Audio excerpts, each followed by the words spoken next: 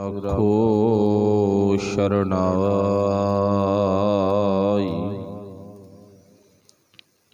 एक अरदास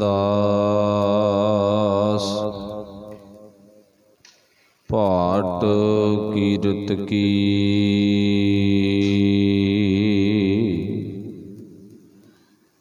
गुरु रामदास राखो शरणाई।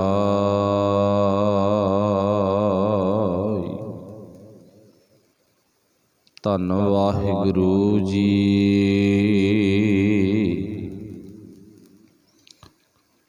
सुन हर गुण भीने सहज सुभाए।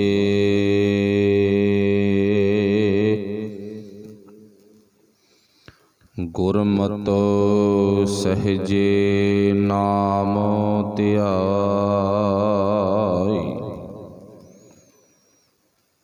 जिन को धुर लिखिया तिन गुर मिलिया। तिन जन्म मरण भौ भागा।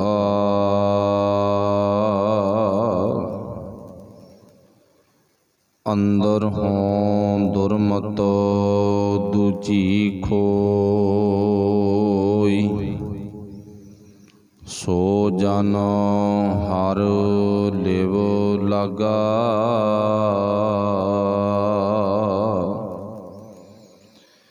जिनको कृपा कीनी मेरा स्वामी। तिन आन दिन हर गुण गाए।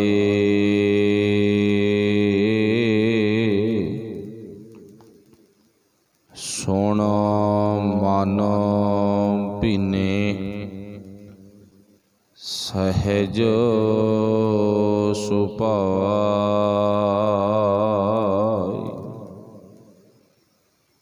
सुन मन भीने सहज सुभाए।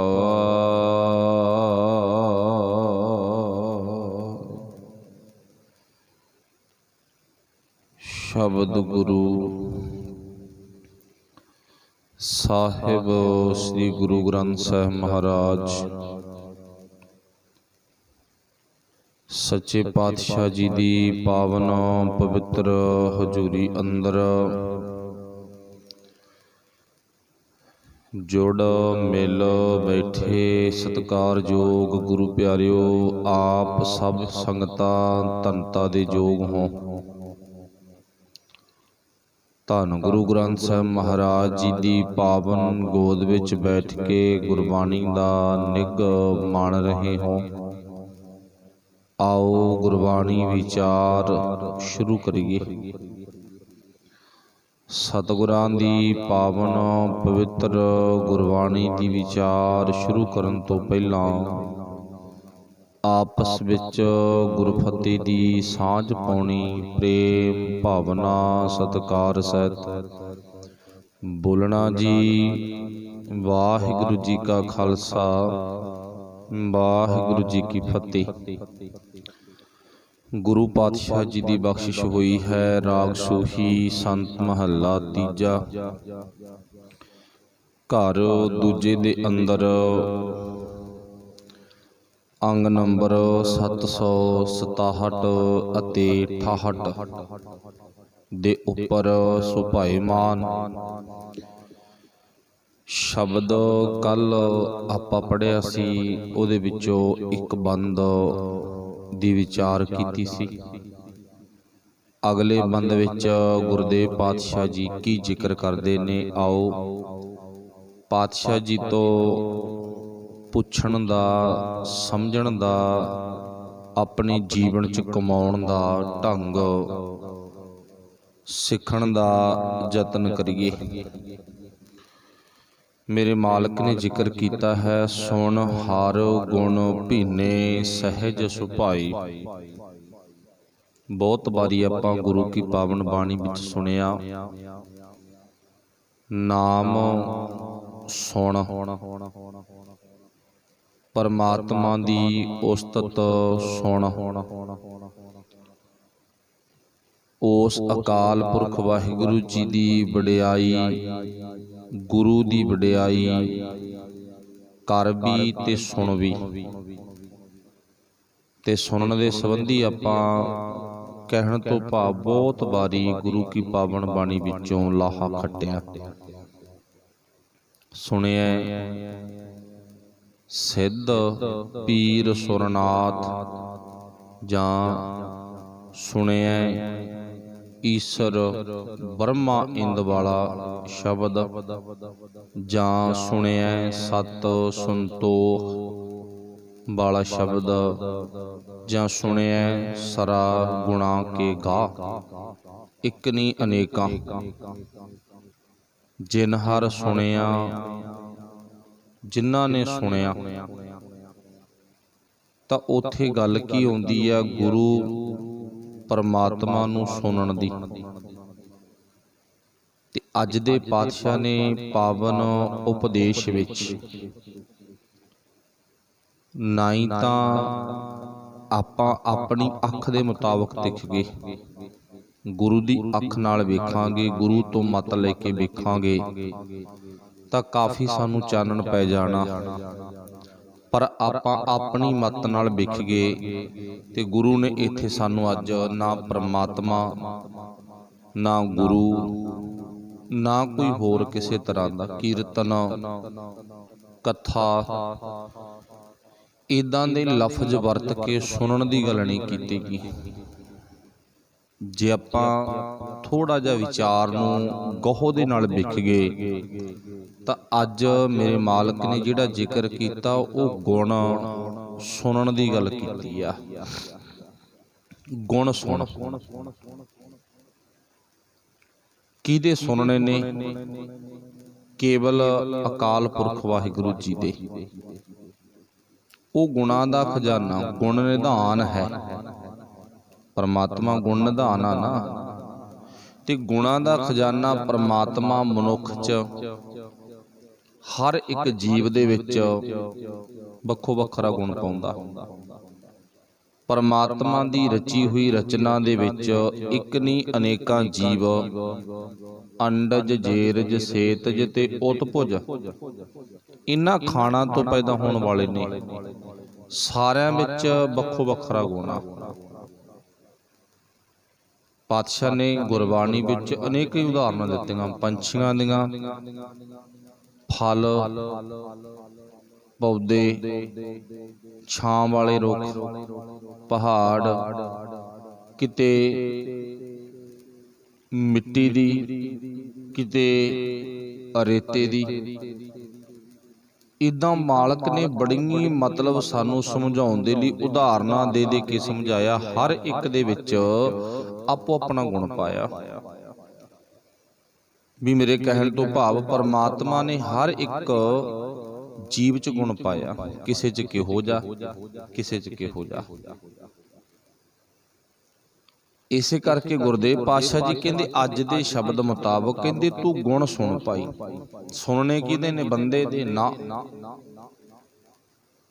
किसे धरती ते रहन वाले अंडे विचों पैदा होने वाले जीव दे ना, किसे बाबे दे ना, किसे चौधरी दे लीडर दे ना।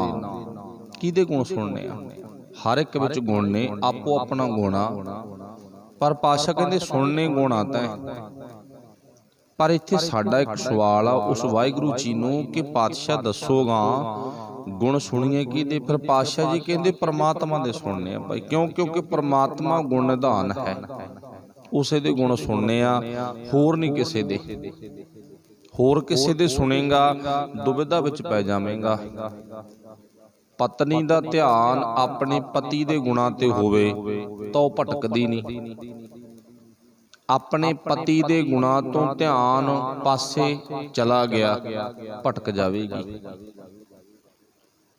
उहदा दिमाग जिहड़ा अपसैट हो जावेगा। पर उहनूं ध्यान जिहड़ा अपने मालक ते ही रखना पवेगा, अपने मालक दे गुणां ते। ਤੇ ਜੇ ਸਾਈਡ ਤੇ ਚਲਾ ਗਿਆ ਨਾ ਫਿਰ ਗੜਬੜ ਹੋ ਜਾਊਗੀ। ਹੁਣ ਇਸੇ ਕਰਕੇ ਪਾਤਸ਼ਾਹ ਨੇ ਸਾਨੂੰ ਉੱਤਰ ਦੇ ਦਿੱਤਾ ਸਾਡੀ ਗੱਲ ਦਾ ਵੀ ਤੈਨੂੰ ਜਿਹੜਾ ਧਿਆਨ ਆਗਾ ਉਹ ਕੇਵਲ ਪਰਮਾਤਮਾ ਤੇ ਰੱਖਣਾ ਪਊ। ਪਰਮਾਤਮਾ ਦੇ ਗੁਣ ਹੀ ਵੇਖਣੇ ਆ ਤੇ ਪਰਮਾਤਮਾ ਦੇ ਗੁਣ ਹੀ ਸੁਣਨੇ ਆ, ਹੋਰ ਨਹੀਂ ਕਿਸੇ ਦੇ ਸੁਣਨੇਗੇ।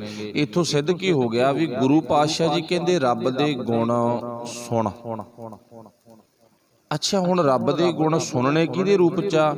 ਜਿਨ੍ਹਾਂ ਦੀ ਆਪਾਂ ਗੱਲ ਕੀਤੀ ਆ, ਪਸ਼ੂ ਪੰਛੀ ਮਨੁੱਖ ਕੀੜੇ ਪੌਦੇ ਛੋਟੇ ਵੱਡੇ ਫੁੱਲਦਾਰ ਫਲਦਾਰ ਛਾਂਦਾਰ, ਇਹ ਸਾਰੇ ਨਦੀਆਂ ਨਾਲੇ ਕੁਦਰਤ ਦੇ ਵਹਿਣ, ਕੁਦਰਤ ਦੇ ਬਣਾਏ ਹੋਏ ਸਾਧਨ, ਇਹ ਪ੍ਰਮਾਤਮਾ ਦੇ ਗੁਣ ਹੈਗੇ ਨੇ। ਇਹਨਾਂ ਦੇ ਵਿੱਚੋਂ ਦੀ ਤਾਂ ਪ੍ਰਮਾਤਮਾ ਦੇ ਗੁਣ ਗਾਉਂਦੇ ਆ ਸੁਣਦੇ ਆ, ਅਕਾਲ ਪੁਰਖ ਵਾਹਿਗੁਰੂ ਤੇ ਧਿਆਨ ਟਿਕਾਉਣਾ। ਇੱਥੋਂ ਤੱਕ ਗੱਲ ਕਲੀਅਰ ਹੋ ਗਈ ਵੀ ਅਸੀਂ ਪ੍ਰਮਾਤਮਾ ਦੇ ਗੁਣ ਗਾਉਣੇ ਨੇ ਇਸੇ ਧਰਤੀ ਤੇ ਗੁਣ ਵੇਖ ਕੇ, ਇਸੇ ਧਰਤੀ ਤੇ ਗੁਣ ਵੇਖ ਕੇ ਕਿਹਦੇ ਵਿੱਚ ਕਿਹੋ ਜਿਹਾ ਗੁਣ ਆ, ਉਹਦੇ 'ਚ ਬੰਦੇ ਦੀ ਵਡਿਆਈ ਨਹੀਂ, ਉਹਦੇ ਤੇ ਪ੍ਰਮਾਤਮਾ ਦੀ ਵਡਿਆਈ ਕਰਨੀ ਆ। ਬੰਦੇ ਵਿੱਚ ਗੁਣ ਆ ਨਾ, ਸ਼ਾਬਾਸ਼ੀ ਦਾ ਪਾਤਰ ਆ। ਕਿਸੇ ਪੌਦੇ ਵਿੱਚ ਫਲਦਾਰ ਫੁੱਲਦਾਰ ਛਾਂਦਾਰ ਬੂਟੇ ਵਿੱਚ ਗੁਣ ਆ, ਛਾਂ ਦਿੰਦਾ ਫਲ ਦਿੰਦਾ ਫੁੱਲ ਦਿੰਦਾ ਸੁਗੰਧੀ ਵੰਡਦਾ, ਪਰ ਉਥੋਂ ਧਿਆਨ ਪ੍ਰਮਾਤਮਾ ਤੇ ਲਿਜਾਣਾ। ਇਉਂ ਪਾਤਸ਼ਾਹ ਜੀ ਕਹਿੰਦੇ ਉਹ ਪ੍ਰਮਾਤਮਾ ਦੇ ਗੁਣਾਂ ਨੂੰ ਆਪਣੀ ਅੰਦਰ ਦੀ ਸਰੋਤ ਨਾਲ ਸੁਣ, ਅੰਦਰੋਂ ਗੁਣ ਗੈਣ ਵੀ ਕਰ, ਗੁਣ ਗਾ ਵੀ। ਫਿਰ ਆਪਾਂ ਪੜ੍ਹਦੇ ਨਾ ਵਿਸਰ ਨਾਹੀਂ ਦਾਤਾਰ, ਗੁਣ ਗਾਉਣ ਨਾਲ ਕੀ ਹੋਵੇਗਾ, ਗੁਣ ਸੁਣਨ ਦੇ ਨਾਲ ਕੀ ਹੋਵੇਗਾ। ਫਿਰ ਪਾਤਸ਼ਾਹ ਜੀ ਕਹਿੰਦੇ ਵਿਸਰ ਨਾਹੀਂ ਦਾਤਾਰ, ਆਪਣਾ ਨਾਮ ਦੇ ਗੁਣ ਗਾਵਾਂ ਦਿਨ ਰਾਤ ਨਾਨਕ ਚਾਓ। ਇਹ ਭਾਵ ਮੇਰੇ ਅੰਦਰ ਆਹ ਗੁਣ ਹੋਵੇ ਪਾਤਸ਼ਾਹ, ਮੈਂ ਤੇਰੇ ਮਾਲਕ ਜੀ ਗੁਣ ਗਾ ਵੀ ਸਕਾਂ ਤੇ ਗੁਣ ਸੁਣ ਵੀ ਸਕਾਂ, ਆ ਮੇਰੇ ਅੰਦਰ ਵੱਡਾ ਗੁਣ ਪੈਦਾ ਹੋ ਜਾਵੇ। ਬਿਸਰ ਨਾਹੀਂ ਦਾਤਾਰ, ਆਪਣਾ ਨਾਮ ਦੇ ਗੁਣ ਗਾਵਾਂ ਦਿਨ ਰਾਤ ਨਾਨਕ ਚਾਓ। ਇਹ ਫਿਰ ਪਾਤਸ਼ਾਹ ਨੇ ਇੱਥੇ ਜਿਹੜਾ ਜ਼ਿਕਰ ਕੀਤਾ, ਸੁਣ ਹਰ ਗੁਣ ਭੀਨੇ ਸਹਿਜ ਸੁਪਾਏ। ਭੀਨੇ ਤੋਂ ਭਾਵ ਭਿੱਜਣਾ, ਸਹਿਜ ਸੁਭਾਅ ਮਤਲਬ ਟਿਕਾ ਦੇ ਵਿੱਚ ਰਹਿੰਦਿਆਂ ਹੋਇਆਂ ਪ੍ਰਮਾਤਮਾ ਦੇ ਗੁਣ ਗਾਇਨ ਕਰ। ਪਰ ਬੰਦੇ ਦਾ ਸੁਭਾਅ ਕਿਹੋ ਜਿਹਾ ਬਣ ਗਿਆ, ਬੰਦਾ ਗੁਣ ਸੁਣਨ ਦੀ ਬਜਾਏ, ਗੁਣ ਗਾਉਣ ਦੀ ਬਜਾਏ ਸ਼ੰਕਿਆਂ ਦਾ ਧਾਰਨੀ ਬਣ ਗਿਆ, ਬਿਰਲਿਆਂ ਨੂੰ ਛੱਡ ਕੇ, ਰੱਬ ਦੇ ਪਿਆਰਿਆਂ ਨੂੰ ਛੱਡ ਕੇ, ਗੁਰੂ ਪਾਤਸ਼ਾਹ ਦੇ ਗੁਣ ਗਾਉਣ ਵਾਲਿਆਂ ਨੂੰ, ਗੁਣ ਸੁਣਨ ਵਾਲਿਆਂ ਨੂੰ ਛੱਡ ਕੇ, ਤੇ ਬਾਕੀ ਦੀ ਗੱਲ ਕੀ ਆ ਵੀ ਬੰਦਾ ਹਰ ਗੱਲ ਤੇ ਸ਼ੰਕਾ ਕਰਨ ਲੱਗ ਗਿਆ। ਹੁਣ ਪਰ ਪਾਤਸ਼ਾਹ ਕਹਿੰਦੇ ਤੈਂ ਸ਼ੰਕਾ ਨਹੀਂ ਕਰਨਾ, ਤੈਂ ਜੋ ਵੇਖ ਰਿਹਾ ਉਹਦੇ ਰਾਹੀਂ ਪਰਮਾਤਮਾ ਦੇ ਗੁਣ ਗਾ। ਤੇ ਬੰਦਾ ਕਿਸ ਚੱਕਰ 'ਚ ਪੈ ਗਿਆ, ਜਿਹੜੀ ਗੱਲ ਦੁਨੀਆ ਤੇ ਢੁਕਦੀ ਸੀ ਨਾ, ਲੱਗਦੀ ਸੀ ਵੀ ਆਹ ਗੱਲ ਮੈਂ ਦੁਨੀਆ ਨੂੰ ਪੁੱਛਣੀ ਹੈ ਵੀ ਤੁਸੀਂ ਕਿਉਂ ਕਰਦੇ ਹੋ, ਇਹਦਾ ਕਾਰਨ ਕੀ ਆ, ਇਹਦੀ ਵਜ੍ਹਾ ਕੀ ਹੈ ਨਾ, ਉਹ ਬੰਦੇ ਨੇ ਪਰਮਾਤਮਾ ਤੇ ਸ਼ੰਕੇ ਸ਼ੁਰੂ ਕਰ ਦਿੱਤੇ। ਬੰਦੇ ਨੇ ਕਿਸੇ ਗੈਰ ਕਾਨੂੰਨੀ ਚੱਲਣ ਵਾਲੇ ਮਨੁੱਖ ਨੂੰ ਕੁਝ ਪੁੱਛਣ ਦੀ ਬਜਾਏ, ਕੁਝ ਦੱਸਣ ਦੀ ਬਜਾਏ ਉਲਟਾ ਉਹ ਪਰਮਾਤਮਾ ਦੇ ਉਲਟ ਚੱਲ ਪਿਆ, ਰੱਬ ਜੀ ਦੇ ਉਲਟ ਚੱਲ ਪਿਆ। ਹੁਣ ਬੰਦੇ ਨੂੰ ਕੀ ਪੁੱਛਣਾ ਸੀ, ਭਾਈ ਤੂੰ ਮਾੜੇ ਕੰਮ ਕਿਉਂ ਕਰਦਾ, ਛੱਡ ਦੇ। ਉੱਥੇ ਸਵਾਲ ਆ ਨਾ ਵੀ ਕਿਉਂ ਕਰਦਾ, ਵਜ੍ਹਾ ਕੀ ਆ, ਨਸ਼ੇ ਕਿਉਂ ਕਰਦਾ, ਵਜ੍ਹਾ ਕੀ ਹੈ, ਤੇਰੇ ਨਸ਼ੇ ਸਰੀਰ ਨੂੰ ਗਾਲ ਦੇਣਗੇ, ਰਹਿਣ ਦੇ। ਅੱਖਾਂ ਨਾਲ ਮਾੜਾ ਕਿਉਂ ਵੇਖਦਾ, ਦੇਖ ਲਾ ਭਾਈ, ਡੰਡ ਭੈੜਾ ਮਿਲੂਗਾ। ਚਮ ਰਸ ਲੱਗ ਗਿਆ ਨਾ, ਬਹੁਤ ਭੈੜੀ ਸਜ਼ਾ ਮਿਲਣੀ ਆ। ਇਹ ਗੱਲ ਪੁੱਛਣੀ ਸੀ ਦੁਨੀਆ ਦੇ ਵਿੱਚ ਰਹਿੰਦਿਆਂ ਹੋਇਆਂ ਦੁਨੀਆ ਦੇ ਲੋਕਾਂ ਨੂੰ, ਇਹ ਬੁਰੇ ਕੰਮ ਛੱਡ ਦੋ ਭਾਈ, ਆਪਣਾ ਫਰਜ਼ ਇਦਾਂ ਅਦਾ ਕਰਨਾ ਸੀ, ਆਪਾਂ ਇਦਾਂ ਰੋਲ ਨਿਭਾਉਣਾ ਸੀ ਆਪਣੀ ਜ਼ਿੰਦਗੀ 'ਚ। ਪਰ ਹੋ ਗਿਆ ਉਲਟਾ। ਇਹ ਸਾਰਾ ਕੁਝ ਬੰਦੇ ਨੂੰ ਸਮਝਾਉਣ ਜਾਂ ਪੁੱਛਣ ਦੇ ਸੰਬੰਧ ਵਿੱਚ ਬੰਦੇ ਨੇ ਪਰਮਾਤਮਾ ਤੇ ਸ਼ੰਕਾ ਸ਼ੁਰੂ ਕਰ ਦਿੱਤਾ। ਦੇਖੋ ਆਪਾਂ ਪਹਿਲਾਂ ਇਤਿਹਾਸ ਵਿੱਚ ਨਜ਼ਰ ਮਾਰ ਲਓ, ਸਾਡੇ ਬੜੇ ਲੋਕ ਨੇ ਜਿਹੜੇ ਗੁਰੂ ਪਾਤਸ਼ਾਹ ਜੀ ਦੀ ਬਖਸ਼ਿਸ਼ ਖੰਡੇ ਕੀ ਪੌਹਲ ਦੇ ਵੇਲੇ ਪਾਤਸ਼ਾਹ ਨੇ ਜੋ 5 ਪਿਆਰੇ ਸਾਜੇ ਹੈ ਨਾ, ਨਿਵਾਜੇ ਨੇ, ਉਹਨਾਂ ਤੇ ਬਖਸ਼ਿਸ਼ ਕੀਤੀ ਹੈ। ਸਿਰ ਦੇ ਬਦਲੇ ਗੁਰੂ ਪਾਤਸ਼ਾਹ ਨੇ ਉਹਨਾਂ ਨੂੰ ਖਾਲਸਾਈ ਜੀਵਨ ਬਖਸ਼ਿਆ ਗਾ, ਰੂਹਾਨੀਅਤ ਬਖਸ਼ਿਸ਼ ਕੀਤੀ ਆ, ਗਿਆਨ ਬਖਸ਼ਿਆ ਗਾ, ਚੜ੍ਹਦੀ ਕਲਾ, ਨਾਨਕ ਭਗਤਾਂ ਸਦਾ ਵਿਗਾਸ ਦੀ ਦਾਤ ਦਿੱਤੀ ਹੈ ਉਹਨਾਂ ਨੂੰ।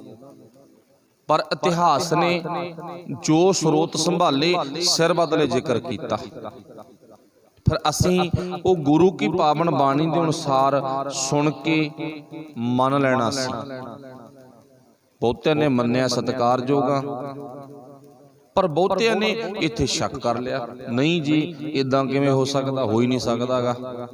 ਤੇ ਹੁਣ ਸੋਚਾਂਗੇ ਕੀ ਆਪਾਂ, ਇਹ ਸੋਚਣਾ ਵੀ ਇਹ ਗੱਲ ਤਾਂ ਆਪਾਂ ਗੁਰੂ ਤੇ ਸ਼ੰਕਾ ਸ਼ੁਰੂ ਕਰ ਦਿੱਤਾ, ਗੁਰੂ ਤੇ ਸਾਡੇ ਅੰਦਰ ਬੇਵਿਸ਼ਵਾਸੀ ਹੋ ਗਈ। ਯਕੀਨ, ਭਰੋਸਾ, ਵਿਸ਼ਵਾਸ ਗੁਰੂ ਤੋਂ ਸਾਡਾ ਉੱਠ ਗਿਆ। ਇਹ ਤਾਂ ਕੰਮ ਗੁਰੂ ਦਾ ਨਾ, ਤੇ ਗੁਰੂ ਨੇ ਇਹ ਬਖਸ਼ਿਸ਼ ਕੀਤੀ ਹੈ 5 ਪਿਆਰਿਆਂ ਵਾਲੀ। ਪਿੱਛੇ ਨਿਗਾਹ ਮਾਰ ਗਏ, 5 ਪ੍ਰਵਾਨ 5 ਪ੍ਰਧਾਨ, ਪੰਚੇ ਪਾਵੈ ਦਰਗਹਿ ਮਾਨ। ਗੁਰੂ ਨਾਨਕ ਸਾਹਿਬ ਵੇਲੇ ਤੋਂ ਪਾਤਸ਼ਾਹੀ ਚੱਲਦੀ ਆ। ਸਮਾਂ ਪਾ ਕੇ ਉਹਨਾਂ 5 ਨੂੰ ਮਾਨਤਾ ਦੇ ਦਿੱਤੀ ਪਾਤਸ਼ਾਹ ਨੇ, ਪਰ ਉਥੇ ਤੰਬੂ ਵਿੱਚ ਸਿਰ ਦੀ ਜਿਹੜੀ ਪਰਿਭਾਸ਼ਾ ਵੀ ਸਿਰ ਦੇ ਕੇ ਪਾਤਸ਼ਾਹ ਜੀ ਨੇ ਗੁਰਸਿੱਖੀ ਜੀਵਨ, ਰੂਹਾਨੀਅਤ, ਗਿਆਨ, ਖਾਲਸਾਈ ਜੀਵਨ ਬਖਸ਼ਿਸ਼ ਕੀਤਾ ਗਾ। ਪਰ ਚੇਤਾ ਰੱਖਿਓ, ਉਥੇ ਸਾਨੂੰ ਫਿਰ ਤੰਬੂ ਪਾੜ ਕੇ ਵੇਖਣ ਦਾ ਹੁਕਮ ਨਹੀਂ ਹੈ। ਕਦੇ ਨਿਗਾਹ ਮਾਰ ਕੇ ਵੇਖਿਓ, ਕੋਈ ਨਲਾਇਕ ਬੱਚਾ ਹੋਵੇਗਾ ਜਿਹੜਾ ਆਪਣੇ ਮਾਪਿਆਂ ਦਾ ਪੜਦਾ ਵੇਖੇ। ਸਿਆਣਾ ਬੱਚਾ ਨਾ, ਤੇ ਸਿਆਣੇ ਬੱਚੇ ਨੂੰ ਸਮਝ ਇਸ ਗੱਲ ਦੀ, ਮਾਪਿਆਂ ਦਾ ਪੜਦਾ ਗਾ। ਪਰ ਮਾਪਿਆਂ ਦੇ ਪੜਦੇ ਨੂੰ ਸਿਆਣਾ ਲਾਇਕ ਬੱਚਾ, ਧੀ ਪੁੱਤ ਉਹ ਨਹੀਂ ਫਰੋਲਦਾ, ਕਮਲਾ ਫਰੋਲੂਗਾ। ਫਿਰ ਗੁਰਦੇਵ ਪਾਤਸ਼ਾਹ ਜੀ ਕਹਿੰਦੇ ਸਿਆਣੇ ਬੱਚੇ ਨਹੀਂ ਗੁਰੂ ਦਾ ਤੰਬੂ ਫਰੋਲ ਦੇਗੇ, ਵੀ ਅੰਦਰ ਕੀ ਕੀਤਾ ਕੀ ਨਹੀਂ ਕੀਤਾ, ਗੁਰੂ ਦੀਆਂ ਗੁਰੂ ਜਾਣੇ। ਠੀਕ ਹੈ ਨਾ। ਸ਼ੰਕਾ ਖੜਾ ਕਰ ਦਿੱਤਾ ਵੀ 8ਵੇਂ ਪਾਤਸ਼ਾਹ ਛੋਟੀ ਉਮਰ ਆ, ਕਿਵੇਂ ਗੁਰਗੱਦੀ ਸੰਭਾਲੀ। ਸ਼ੰਕਾ ਨਾ, ਆਪਣੇ ਵੱਲੋਂ ਸ਼ੰਕਾ ਖੜਾ ਕਰ ਲਿਆ ਵੀ ਗੁਰੂ ਤੇ ਅਸੀਂ ਆਪਣੇ ਵੱਲੋਂ ਸ਼ੱਕ ਕਰਨਾ ਸ਼ੁਰੂ ਕਰਤਾ। ਕਿਵੇਂ ਕੀਤਾ? ਦੀਪ ਸੋ ਕਿਵੇਂ ਸੀਸ ਹਥੇਲੀ ਤੇ ਰੱਖ ਕੇ ਲੜੇ, ਕਿਵੇਂ ਜੰਗ ਕੀਤਾ, ਕਿਵੇਂ ਮੈਦਾਨੇ ਜੰਗ ਵਿੱਚ ਜੂਝਦੇ ਨੇ। ਸ਼ੰਕਾ ਖੜਾ ਕਰ ਲਿਆ ਆਪਣੇ ਦਿਮਾਗ ਅੰਦਰ, ਕਿਵੇਂ ਗੁਰੂ ਦੇ ਪਿਆਰੇ 40 ਗੁਰਸਿੱਖ 10 ਲੱਖ ਫੌਜ ਨਾਲ ਮੁਕਾਬਲਾ ਕਰ ਗਏ। ਆਪਣੇ ਅੰਦਰ ਅਸੀਂ ਸ਼ੰਕਾ ਪੈਦਾ ਕਰ ਲਿਆ। ਪਰ ਜਿੱਥੇ ਗੁਰੂ ਦੀ ਬਖਸ਼ਿਸ਼ ਹੋਵੇ ਨਾ, ਗੁਰੂ ਦੀ ਕਿਰਪਾ ਹੋਵੇ, ਜਿੱਥੇ ਗੁਰੂ ਦਾ ਗਿਆਨ ਹੋਵੇ, ਜਿੱਥੇ ਪ੍ਰਮਾਤਮਾ ਦੇ ਗੁਣ ਸੁਣੇ ਜਾਂਦੇ ਹੋਣ ਤੇ ਗਾਏ ਜਾਂਦੇ ਹੋਣ, ਉੱਥੇ ਸਭ ਕੁਝ ਹੋ ਜਾਂਦਾ ਹੈਗਾ। ਇਹ ਤਾਂ ਗੁਰੂ ਤੇ ਭਰੋਸਾ ਨਾ। ਫਿਰ ਗੁਰੂ ਨੇ ਦੱਸਿਆ ਕੀ ਆ, ਸ਼ੰਕਾ ਨਾ ਕਰ। ਆਪਣੇ ਜੀਵਨ ਵਿੱਚੋਂ ਸ਼ੰਕਾ ਕੱਢ ਕੇ ਕਦੇ ਗੁਰੂ ਕੋਲੇ ਆਈ, ਫਿਰ ਤੂੰ ਭਾਈ ਨਾ ਉਹ ਪਰਮਾਤਮਾ ਦੇ ਗੁਣ ਗਾ ਵੀ ਸਕਦਾ ਤੇ ਪਰਮਾਤਮਾ ਦੇ ਗੁਣ ਸੁਣ ਵੀ ਸਕਦਾਗਾ। ਮਾਤਾ ਪਿਤਾ ਤੇ ਸ਼ੱਕ ਸ਼ੁਰੂ ਕਰ ਦਿੱਤਾ ਨਾ, ਜ਼ਿੰਦਗੀ ਅਵਲ ਨਹੀਂ ਹੋਵੇਗੀ, ਸੋਹਣੀ ਨਹੀਂ ਬਣੇਗੀ। ਜ਼ਿੰਦਗੀ ਦੇ ਬਰਬਾਦੀ ਦੇ ਲੱਛਣ ਸ਼ੁਰੂ ਹੋ ਗਏ।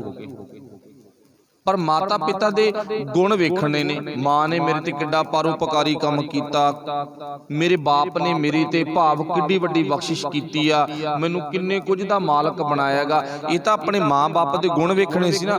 ਗੁਣ ਵੇਖਣ ਦੀ ਬਜਾਏ, ਉਹਨਾਂ ਦੇ ਗੁਣ ਗਾਉਣ ਦੀ ਬਜਾਏ, ਉਹਨਾਂ ਦੇ ਗੁਣ ਸੁਣਨ ਦੀ ਬਜਾਏ ਬੰਦੇ ਨੇ ਸ਼ੰਕਾ ਸ਼ੁਰੂ ਕਰ ਦਿੱਤਾ। ਪਰ ਇਹ ਨਾ ਕਰੀਏ। ਪਾਤਸ਼ਾਹ ਨੇ ਕੀ ਜ਼ਿਕਰ ਕੀਤਾ, ਸੁਣ ਹਰ ਗੁਣ ਭੀਨੇ ਤਾਂ ਭਿੱਜੇਗਾ। ਭੀਨੇ ਤੋਂ ਬਾਅਦ ਭਿੱਜਣਾ, ਤਾਂ ਤੂੰ ਗੁਰੂ ਪਿਆਰਿਆ ਭਿੱਜ ਸਕਦਾ ਹੈ। ਸੁਣ ਮਨ ਮੇਰਿਆ ਮਨਾ ਉਹ ਗੁਰੂ ਦੇ ਨੇੜੇ ਆ, ਤਾਂ ਤੂੰ ਗੁਰੂ ਦੇ ਨਾਮ ਰਸ ਵਿੱਚ, ਗੁਰੂ ਦੇ ਗਿਆਨ ਵਿੱਚ, ਗੁਰੂ ਦੀ ਬਖਸ਼ ਸਦਕਾ ਭਿੱਜ ਸਕਦਾ ਹੈ। ਸੁਣ ਹਰ ਗੁਣ ਪੀਨੇ ਸਹਿਜ ਸੁਭਾਏ। ਵਾਹਿਗੁਰੂ ਭਲਾ ਕਰੇ। ਆਪਾਂ ਇਸ ਗੱਲ ਨੂੰ ਥੋੜਾ ਜਿਹਾ ਕੋਸ਼ਿਸ਼ ਕਰਾਂਗੇ ਸੋਹਣੇ ਢੰਗ ਦੇ ਨਾਲ, ਜਿੰਨੀ ਕੁ ਮਾਲਕ ਨੇ ਮੱਤ ਬਖਸ਼ਿਸ਼ ਕੀਤੀ ਆ ਸਮਝਣ ਦਾ। ਸਹਿਜ ਸੁਭਾਏ ਇੱਥੇ ਜ਼ਿਕਰ ਕੀਤਾ, ਸਹਿਜ ਸੁਭਾਅ ਮਤਲਬ ਸਹਿਜ ਸੁਭਾਅ ਦਾ ਅਰਥ ਕੀ ਬਣ ਗਿਆ? ਟਕਾ, ਆਨੰਦਮਈ ਜੀਵਨ। ਆਨੰਦਮਈ ਜੀਵਨ ਦੇ ਰਾਹੀਂ ਗੁਰੂ ਤੱਕ, ਪਰਮਾਤਮਾ ਤੱਕ, ਪਰਮਾਤਮਾ ਦੇ ਗੁਣ ਗਾਉਣ ਤੱਕ ਤੇ ਪਰਮਾਤਮਾ ਦੇ ਗੁਣ ਸੁਣਨ ਤੱਕ ਪਹੁੰਚਿਆ ਜਾਂਦਾ। ਹੱਠ ਕਰਕੇ ਨਹੀਂ, ਹਿੰਡ ਕਰਕੇ ਨਹੀਂ, ਭੱਜ ਕੇ ਨਹੀਂ, ਸ਼ੰਕਾ ਕਰਕੇ ਨਹੀਂ, ਸਹਿਜ ਸੁਭਾਅ ਟਕਾ ਦੇ ਨਾਲ। ਤੇ ਜਿਨ੍ਹਾਂ ਦੀ ਜ਼ਿੰਦਗੀ 'ਚ ਗੁਰੂ ਦਾ ਗਿਆਨ ਗੁਣ ਆ ਜਾਣ ਤੇ ਉਹਨਾਂ ਦੀ ਜ਼ਿੰਦਗੀ ਸੱਚਮੁੱਚ ਸਹਿਜ ਆ ਜਾਂਦਾ, ਟਕਾ ਆ ਜਾਂਦਾ। ਆਪਾਂ ਬੜੇ ਵਾਰੀ ਉਦਾਹਰਨ ਮਿਰਗ ਦੀ ਲੈਤੀ ਹੈ, ਬਸ ਤੁਸੀਂ ਇੰਨੀ ਕਾਫੀ ਆ ਵੀ ਸਮਝ ਗਏ ਹੋਵੋਗੇ ਵੀ ਉਹਦੀ ਜ਼ਿੰਦਗੀ ਦੇ ਵਿੱਚ ਕਿਵੇਂ ਬਦਲਾਅ ਆਉਂਦਾ ਗਾ, ਆਪਣੇ ਭਰਾਵਾਂ ਨਾਲੋਂ ਅਲੱਗ ਹੋ ਜਾਂਦਾ। ਉਹ ਕਦੇ ਧੌਣ ਉੱਚੀ ਕਰਕੇ ਨਹੀਂ ਤੁਰਦਾ, ਉਹ ਕਦੇ ਭੱਜਦਾ ਨਹੀਂ ਹੈ, ਨੱਠਦਾ ਨਹੀਂ ਹੈ, ਟੱਪੂ ਟੱਪੂ ਨਹੀਂ ਕਰਦਾ। ਭਾਵ ਉਹਦੀ ਜ਼ਿੰਦਗੀ 'ਚ ਇਹ ਅਵਸਥਾ ਆਵੜੀ। ਕਦੋਂ ਆਈ, ਕਿਉਂ ਆਈ? ਜਦੋਂ ਉਸ ਮਿਰਗ ਦੀ ਧੁੰਨ ਦੇ ਵਿੱਚੋਂ ਕਸਤੂਰੀ ਦੀ ਫੋਟ ਹੋ ਗਈ, ਮਤਲਬ ਸੁਗੰਧੀ ਆਉਣੀ ਸ਼ੁਰੂ ਹੋ ਗਈ। ਉਹ ਦੂਜੇ ਭਰਾਵਾਂ ਨਾਲੋਂ ਨਵੇਕਲਾ ਹੋ ਗਿਆ। ਤੇ ਹੁਣ ਆਪਣੇ ਵੀ ਦੂਜੇ ਭਰਾ ਨਾ, ਗੁਆਂਢੀ, ਰਿਸ਼ਤੇਦਾਰ, ਭੈਣ ਭਰਾ, ਜਦੋਂ ਆਪਾਂ ਗੁਰੂ ਨਾਲ ਜੁੜ ਪਏ, ਸਾਡੇ ਦਿਮਾਗ ਦੇ ਵਿੱਚ ਉਹ ਮਾਲਕ ਨੇ ਗੁਣ ਪਾ ਦਿੱਤੇ ਤੇ ਉਹ ਗੁਣਾਂ ਦੀ ਸੁਗੰਧੀ ਆ ਫਿਰ ਆਟੋਮੈਟਿਕ ਬਾਹਰ ਆਵੇਗੀ। ਅਸੀਂ ਫਿਰ ਕੋਸ਼ਿਸ਼ ਕਰਾਂਗੇ ਕੁਝ ਕਰਨ ਦੀ, ਚੰਗਾ ਕਰਨ ਦੀ ਕੋਸ਼ਿਸ਼ ਕਰਾਂਗੇ, ਕੁਝ ਬਣਨ ਦੀ ਕੋਸ਼ਿਸ਼ ਕਰਾਂਗੇ, ਕੁਝ ਨਾ ਕੁਝ ਆਪਣੇ ਆਪ ਨੂੰ ਸਹਿਜ ਵਿੱਚ ਲਿਜਾਣ ਦੀ ਕੋਸ਼ਿਸ਼ ਕਰਾਂਗੇ ਨਾ। ਫਿਰ ਉਹ ਯਤਨ ਕਿਹੋ ਜਿਹਾ ਹੋਇਆ? ਫਿਰ ਉਹ ਯਤਨ ਨੇ, ਉਹ ਕੋਸ਼ਿਸ਼ ਨੇ, ਉਹ ਸਾਡੀ ਹਿੰਮਤ ਨੇ ਸਾਡੇ ਜੀਵਨ ਵਿੱਚ ਭਾਈ ਟਿਕਾ ਲੈ ਆਂਦਾ, ਸਾਡੇ ਜੀਵਨ ਵਿੱਚ ਸਹਿਜ ਲੈ ਆਂਦਾ, ਸਾਡੇ ਜੀਵਨ ਵਿੱਚ ਨਾ ਸ਼ਾਂਤੀ ਲੈ ਆਂਦੀ। ਅਸੀਂ ਭਰਾਵਾਂ ਨਾਲੋਂ ਟੁੱਟੇ ਨਹੀਂ ਹਾਂ। ਉਹ ਮਿਰਗ ਨਾ ਆਪਣੇ ਭਰਾਵਾਂ ਨਾਲੋਂ ਟੁੱਟਿਆ ਨਹੀਂ, ਰਿਹਾ ਭਰਾਵਾਂ ਵਿੱਚ ਹੀ ਆ, ਪਰ ਰਿਹਾ ਥੋੜਾ ਜਿਹਾ ਅਲੱਗ ਆ। ਰਿਹਾ ਭਰਾਵਾਂ ਦੇ ਵਿੱਚ ਹੀ ਆ, ਰਿਹਾ ਅਲੱਗ ਆ। ਅਸੀਂ ਗੁਰਮਤ ਰੀਤ ਅਪਣਾ ਲਈ, ਰਹਾਂਗੇ ਰਿਸ਼ਤੇਦਾਰਾਂ 'ਚ ਹੀ ਰਹਾਂਗੇ, ਭਰਾਵਾਂ 'ਚ ਹੀ ਰਹਾਂਗੇ, ਆਪਣੇ ਪਰਿਵਾਰਾਂ 'ਚ ਹੀ। ਪਰ ਰੀਤ ਕੀ ਆ? ਰੀਤ ਇਹ ਬਣ ਗਈ ਵੀ ਅਸੀਂ ਉਹਨਾਂ ਵਾਲੇ ਕੰਮ ਨਹੀਂ ਕਰਾਂਗੇ। ਉਹਨਾਂ ਦੀ ਜ਼ਿੰਦਗੀ 'ਚ ਭਟਕਣਾ, ਉਹਨਾਂ ਦੀ ਜ਼ਿੰਦਗੀ 'ਚ ਲੋਭ, ਉਹਨਾਂ ਦੀ ਜ਼ਿੰਦਗੀ 'ਚ ਲਾਲਚ, ਬੁਰਾਈਆਂ, ਅਸੀਂ ਉਹ ਕੰਮ ਛੱਡ ਕੇ ਹੁਣ ਟਕਾ ਦੇ ਵਿੱਚ, ਸਹਿਜ ਦੇ ਵਿੱਚ ਗੁਰੂ ਨਾਲ ਜੁੜ ਗਏ ਤੇ ਗੁਰੂ ਨਾਲ ਜੁੜਨ ਦਾ ਅਗਲੇ ਨੂੰ ਯਤਨ ਕਰਾਂਗੇ, ਕੋਸ਼ਿਸ਼ ਹੀ ਕਰਾਂਗੇ। ਸਾਡੇ ਅੰਦਰ ਹਉਮੈ, ਮਾਣ, ਵਡਿਆਈ, ਈਰਖਾ, ਵੈਰ ਵਿਰੋਧੋਂ ਨਿਕਲ ਗਈ। ਧੌਣ ਉੱਚੀ ਸੀ, ਅੱਜ ਉਹ ਧੌਣ ਨੀਵੀਂ ਹੋ ਗਈ। ਨੀਵੀਂ ਤੋਂ ਭਾਵ ਕੀ ਆ? ਉਹ ਗੁਰੂ ਅੱਗੇ ਝੁਕ ਗਈ ਤੇ ਗੁਰੂ ਅੱਗੇ ਧੌਣ ਝੁਕੀ ਹੋਈ। ਫਿਰ ਉਹ ਆਪਾਂ ਨੂੰ ਪਤਾ ਸਮਾਜ ਵਿੱਚ ਉੱਚੀ ਧੌਣ ਕਰਕੇ ਬੰਦਾ ਨਹੀਂ ਚੱਲਦਾ ਹੈਗਾ, ਉਹਦੇ ਜੀਵਨ 'ਚ ਟਿਕਾ ਵੜਿਆ। ਚਲੋ ਕਹਿਣ ਤੋਂ ਭਾਵ ਫਿਰ ਸਾਡੇ ਗੁਰੂ ਪਾਤਸ਼ਾਹ ਦੇ ਨਾਲ ਮਿਲ ਕੇ ਨਾ ਗੁਣ ਗਾਉਣੇ ਵੀ ਨੇ ਤੇ ਗੁਣ ਸੁਣਨੇ ਵੀ ਨੇ। ਹਰ ਗੁਣ ਹਰੀ ਪਰਮਾਤਮਾ ਦੇ ਗੁਣ ਭੀਨੇ, ਉਹਨੇ ਗੁਣਾਂ ਦੇ ਵਿੱਚ ਭਿੱਜਣਾ ਗਾ। ਫਿਰ ਪਾਤਸ਼ਾਹ ਜੀ ਕਹਿੰਦੇ ਸਹਿਜ ਸੁਭਾਏ, ਟਕਾ ਦੇ ਨਾਲ, ਗੁਰੂ ਤੇ ਸ਼ੱਕ ਨਹੀਂ, ਗੁਰੂ ਨਾਲ ਮਿਲ ਕੇ ਜ਼ਿੰਦਗੀ ਜਿਉਣ, ਸੋਹਣੀ ਜਿਉਣ ਦਾ ਪ੍ਰਣ ਕਰਨਾ ਗਾ। ਹੁਣ ਆਪਣੀ ਜਿਹੜੀ ਗੱਲ ਚੱਲ ਰਹੀ ਹੈ ਨਾ, ਉਹ ਗੁਰੂ ਤੇ ਚੱਲ ਰਹੀ ਹੈ ਸ਼ੱਕ ਦੀ, ਜਾਂ ਪਰਮਾਤਮਾ ਤੇ ਸ਼ੱਕ ਦੀ ਗੱਲ ਆ। ਬਹੁਤ ਲੋਕ ਨੇ ਸਾਡੇ ਸਮਾਜ ਦੇ ਵਿੱਚ ਜਿਹੜੇ ਕੇਵਲ ਤੇ ਕੇਵਲ ਕਹਿੰਦੇ ਨੇ ਜੋ ਕੁਝ ਕਰਦਾ ਬੰਦਾ ਕਰਦਾ, ਜੋ ਕੁਝ ਕਰਦਾ ਮਨੁੱਖ ਕਰਦਾ। ਚਲੋ ਮਨੁੱਖ ਕੋਲੇ ਜ਼ਿੰਮੇਵਾਰੀ ਬਹੁਤ ਆ ਗਈ, ਜੇ ਜੋ ਕੁਝ ਕਰਦਾ ਨਾ ਬੰਦਾ ਹੀ ਕਰਦਾ ਗਾ, ਤਾਂ ਬਹੁਤ ਅਜਿਹੇ ਸਵਾਲ ਨੇ ਵੀ ਜਿਨ੍ਹਾਂ ਤੇ ਬੰਦੇ ਦੇ ਹੱਥ ਖੜੇ ਹੋ ਜਾਂਦੇ ਨੇ, ਬੰਦਾ ਆਹ ਕੰਮ ਕਿਉਂ ਨਹੀਂ ਕਰਦਾ? ਫਿਰ ਜਿਹੜੇ ਕਰਨ ਯੋਗ ਨੇ ਵੀ ਇਹ ਕਿਉਂ ਨਹੀਂ ਹੋ ਰਹੇਗੇ ਜੇ ਸਭ ਕੁਝ ਹੀ ਬੰਦਾ ਕਰਦਾ? ਪਰ ਪਿੱਛੇ ਤਾਕਤ ਕੀ ਆ? ਪਰਮਾਤਮਾ ਦੀ। ਗੁਲਾਬ ਦੇ ਫੁੱਲ ਦੇ ਸੁਗੰਧੀ ਪਿੱਛੇ ਪਰਮਾਤਮਾ ਨੇ ਪਾਈ। ਗੁਲਾਬ ਦੇ ਫੁੱਲ ਕੋਲ ਤਾਂ ਏਡੀ ਵੱਡੀ ਤਾਕਤ ਹੀ ਨਹੀਂ ਹੈ ਵੀ ਉਹ ਆਪਣੇ ਵਿੱਚੋਂ ਸੁਗੰਧੀ ਦੇ ਦੇ। ਹੁਣ ਫਲਾਂ ਦੇ ਵਿੱਚ ਪਰਮਾਤਮਾ ਮਿਠਾਸ ਪਾਉਂਦਾ ਗਾ। ਸੇਬ ਵਿੱਚ ਅਲੱਗ ਮਿਠਾਸ ਆ, ਕੇਲੇ ਦੇ ਫਰੂਟ ਵਿੱਚ ਅਲੱਗ ਆਗਾ, ਅੰਗੂਰ ਵਿੱਚ ਅਲੱਗ ਆ, ਜਾਮਣ ਵਿੱਚ ਅਲੱਗ ਆਗਾ। ਹਰ ਇੱਕ ਫਲ ਵੱਲ ਨਿਗਾਹ ਮਾਰ ਕੇ ਵੇਖੋ, ਉਹਦਾ ਸਵਾਦ ਅਲੱਗ ਅਲੱਗ, ਰਸ ਅਲੱਗ ਅਲੱਗ ਆ। ਪਾਇਆ ਕਿਹਨੇ ਆ? ਪਰਮਾਤਮਾ ਨੇ। ਚਲੋ ਕਹਿਣ ਤੋਂ ਭਾਵ ਪਿੱਛੇ ਜੋ ਕੁਝ ਕਰਦਾ ਉਹ ਪਰਮਾਤਮਾ ਕਰਦਾ ਗਾ। ਹੁਣ ਇਵੇਂ ਜਿਵੇਂ ਨਾ ਇੱਕ ਵਾਰੀ ਕਹਿੰਦੇ ਧੰਨ ਗੁਰੂ ਗੋਬਿੰਦ ਸਿੰਘ ਮਹਾਰਾਜ ਜੀ ਆਨੰਦਪੁਰ ਸਾਹਿਬ ਦੀ ਧਰਤੀ ਤੇ ਵਿਰਾਜ ਰਹੇ ਨੇ। ਹਿਮਾਚਲ ਦੇ ਵਿੱਚੋਂ ਇੱਕ ਰਾਜਾ, ਨੌਜਵਾਨ ਰਾਜਾ, ਉਹਨੇ ਗੁਰੂ ਗੋਬਿੰਦ ਸਿੰਘ ਮਹਾਰਾਜ ਦੀ ਉਪਮਾ ਸੁਣੀ ਵੀ ਆਨੰਦਪੁਰ ਦੀਆਂ ਨਾ ਪਹਾੜੀਆਂ ਦੇ ਵਿੱਚ ਇੱਦਾਂ ਇੱਕ ਡੇਰਾ ਕਹਿ ਲੋ, ਗੁਰਦੁਆਰਾ ਬਣਿਆ ਹੋਇਆ ਹੈਗਾ, ਸਥਾਨ ਬਣਿਆ ਹੋਇਆ, ਜਿੱਥੇ ਨਾ ਬਹੁਤ ਵੱਡਾ ਫਕੀਰ ਰਹਿੰਦਾ ਹੈਗਾ। ਹੁਣ ਚੇਤਾ ਰੱਖਿਓ, ਜਦੋਂ ਗੱਲ ਫਕੀਰ ਦੀ, ਸਾਧ ਦੀ, ਗੁਰੂ ਦੀ ਆਉਂਦੀ ਹੈ ਨਾ, ਸਾਡੇ ਦਿਮਾਗ ਵਿੱਚ ਵੀ ਇੱਕ ਵਾਰੀ ਖਿਆਲ ਬਣ ਜਾਂਦਾ ਵੀ ਸ਼ਾਇਦ ਜਿਹੜੇ ਫਕੀਰ ਹੁੰਦੇ ਆ ਨਾ, ਸਾਧ ਹੁੰਦੇ ਨੇ, ਸਾਧੂ ਹੁੰਦੇ ਨੇ, ਉਹ ਲੋਕਾਂ ਤੋਂ ਉਪਰਾਮ ਹੁੰਦੇ ਨੇ। ਉਹ ਸਾਡਾ ਦਿਮਾਗ ਆ ਜਿਹੜਾ ਉਹ ਸੋਚ ਲੈਂਦਾ ਗਾ। ਪਰ ਗੁਰੂ ਪਾਤਸ਼ਾਹ ਨੇ ਤਾਂ ਕਿੰਨੇ ਵਾਰੀ ਸਾਨੂੰ ਸਮਝਾਇਆ, ਭਾਵ ਫਕੀਰ ਕੌਣ ਆ? ਗ੍ਰਸਤੀ ਮਨੁੱਖ। ਸਾਧੂ ਕੌਣ ਆ? ਪਰਿਵਾਰ ਵਿੱਚ ਰਹਿਣ ਵਾਲਾ। ਸਾਧ ਕੌਣ ਆ? ਰੱਬ ਦੀ ਰਜ਼ਾ ਵਿੱਚ, ਪਰਿਵਾਰ ਵਿੱਚ, ਬੱਚਿਆਂ ਵਿੱਚ ਰਹਿਣ ਵਾਲਾ। ਤੇ ਸਾਡਾ ਜਿਹੜਾ ਗੁਰੂ ਆ ਨਾ, ਉਹਦੇ 'ਚ ਸਾਰੇ ਗੁਣ ਨੇ। ਫਕੀਰ ਵੀ ਆ, ਸਾਧ ਵੀ ਆ, ਸਾਧੂ ਵੀ ਆ, ਬ੍ਰਹਮ ਗਿਆਨੀ ਵੀ ਆ। ਪਰ ਜਦੋਂ ਆਪਾਂ ਇਹ ਬ੍ਰਹਮ ਗਿਆਨੀ, ਸੰਤ ਆਦਿਕ ਨਾਮ ਸੁਣਦੇ ਆ ਤਾਂ ਸਾਡੇ ਧਿਆਨ ਵਿੱਚ ਇੱਕ ਵਾਰੀ ਚਲਾ ਜਾਂਦਾ ਵੀ ਉਹ ਨਵੇਕਲ ਹੀ ਰਹਿੰਦਾ, ਉਹ ਅਲੱਗ ਦੁਨੀਆ 'ਚੋਂ। ਉਹ ਆਪਾਂ ਗੱਲ ਹੁਣੀ ਕੀਤੀ ਆ, ਅਲੱਗ ਰਹਿਣ ਤੋਂ ਭਾਵ ਰਹਿਣਾ ਪਰਿਵਾਰ 'ਚ ਹੀ ਆ, ਪਰ ਆਪਣੀਆਂ ਆਦਤਾਂ ਅਲੱਗ ਕਰਨੀਆਂ। ਸਰੀਰ ਨਹੀਂ ਅਲੱਗ ਕਰਨਾ, ਆਪਣੀ ਸੋਚ, ਆਪਣੀ ਵਿਚਾਰ ਉਹ ਅਲੱਗ ਕਰਨੀ ਆ। ਰਹਿਣਾ ਪਰਿਵਾਰ ਦੇ ਵਿੱਚ ਹੀ ਆ। ਹੁਣ ਇਵੇਂ ਜਿਵੇਂ ਗੁਰੂ ਪਾਤਸ਼ਾਹ ਜੀ ਦੇ ਬਾਰੇ ਨਾ ਉਹ ਰਾਜੇ ਨੇ ਸੁਣ ਲਿਆ ਵੀ ਬੜੀ ਉਪਮਾ। ਚਲੋ ਇੱਕ ਦਿਨ ਚਿੱਤ ਕੀਤਾ ਵੀ ਆਪਾਂ ਚੱਲ ਗਏ, ਮਿਲ ਕੇ ਆਈਏ। ਹੁਣ ਧੰਨ ਗੁਰੂ ਗੋਬਿੰਦ ਸਿੰਘ ਮਹਾਰਾਜ ਜੀ ਦੇ ਪਾਵਨ ਸਥਾਨ ਆਨੰਦਪੁਰ ਸਾਹਿਬ ਤੇ ਉਹ ਰਾਜਾ ਪਹੁੰਚ ਗਿਆ।